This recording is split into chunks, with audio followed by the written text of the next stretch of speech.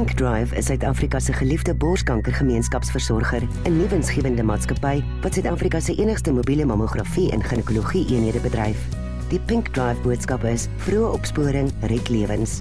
Hierdie gesondheidseenheid het 'n mammografie-fasiliteit aan die een kant en 'n ginekologiekamer aan die ander kant. Die vragmotor Mammo 2 is die eerste van sy soort, nie net in Suid-Afrika nie, maar in die wêreld. Pink Drive is beslis die voorloper in die veld. Ons het 10.000 mammogramme reeds gedoen, 98.000 kliniese borsondersoeke, 'n 250.000 persone voorsien in inligting en dit nogal sonder enige befondsing van die staat. As een van hulle inkomstestrome bied Pink Drive welstand daar vir korporatiewe kliënte om hulle te help om hulle personeel gesond te hou.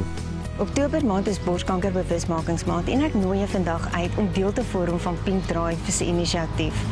Kontak ons vandag en maak die verskil in jou gemeenskap of in jou organisasie.